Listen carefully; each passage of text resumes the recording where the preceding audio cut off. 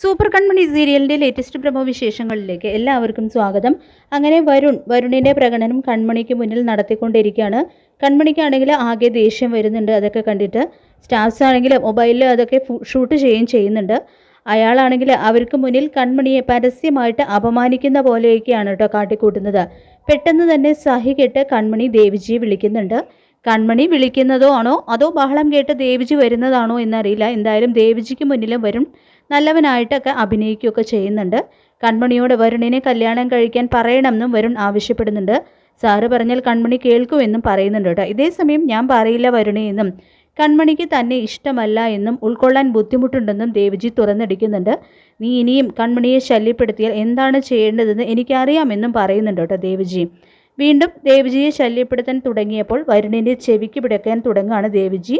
അതിനുശേഷം വരുൺ മാനസയെ വിളിക്കുന്നുണ്ട്. വരുണിനോട് മാനസ കാര്യങ്ങൾ എന്തായെന്ന് ചോദിക്കുമ്പോൾ ഇതാ കണ്ടില്ലേ, മാനസാണ് കൺമണിയെ നാണം കെടുത്താൻ വേണ്ടിയിട്ട് വരുണിനെ പറഞ്ഞയച്ചത്. ആ ബുദ്ധി മാനസയുടേതായിരുന്നു. എന്തായി എന്നൊക്കെ പറഞ്ഞ് ഉണ്ടായ കാര്യങ്ങളൊക്കെ മാനസയ്ക്ക് പറഞ്ഞു കൊടുക്കുന്നുണ്ട് വരുൺ. അതായത് കൺമണിക്ക് മുന്നിൽ പ്രേമം അഭിനയിച്ചതും അതൊക്കെ സ്റ്റാഫ്സ് വീഡിയോ എടുത്തതും ഇത് കേട്ട് മാനസ തൻ്റെ ബുദ്ധി വിജയിച്ചത് കണ്ട് സന്തോഷിക്കുകയാണ്. അങ്ങനെ നേരെ ആ വീഡിയോ ശ്രീദേവിക്ക് കിട്ടുന്നുണ്ട്. അതായത് ശ്രീദേവിയുടെയും മാനസയുടെയും ചൊൽപ്പലത്തേക്ക് നിൽക്കുന്നവരാണ് കേട്ടോ സ്റ്റാഫ്സ്. ആ വീഡിയോ വീട്ടുകാരെ കൺമണിയെ അവർക്ക് മുന്നിലും ഒരു നാണം കെട്ടവളായും കൃഷിനെ വലവീശി പിടിക്കാൻ നടക്കുന്നവളായും കാണിക്കാനാണ് മാനസയുടെ ശ്രമം. ആ വീഡിയോ ശ്രീദേവി മാനസയ്ക്ക് അയക്കുന്നുണ്ട്. മാനസ അത് ഹേമയെ കാണിക്കുകയാണ്. എന്നിട്ട് ഈ വീഡിയോ അതൊരു ബോംബാണെന്ന് പറയുന്നുണ്ട് മാനസ. പിന്നീട് കൃഷ് സുജിക്കരികിലേക്ക് വരുന്നുണ്ട് കേട്ടോ. ബ്രേക്ക്ഫാസ്റ്റ് കഴിച്ചിട്ട് പോകാൻ സുജ പറയുമ്പോൾ എനിക്ക് വേണ്ട എന്ന് പറയുന്നുണ്ട് കൃഷ്. ഇത് മാനസ ഉണ്ടാക്കിയതാണ്, എന്തായാലും നീ ഒന്ന് കഴിക്ക് കൃഷ്, അല്ലെങ്കിൽ മോൾക്ക് വിഷമമാകും. കല്യാണം കഴിഞ്ഞാലും നിനക്ക് മോൾ ഇതൊക്കെ ഉണ്ടാക്കി തരേണ്ടതല്ലേ, അപ്പോഴും നീ ഇത് തന്നെ പറയുമോ എന്നൊക്കെ പറയുമ്പോൾ അവളോട് ആര് പറഞ്ഞു ഇതൊക്കെ ഉണ്ടാക്കാൻ?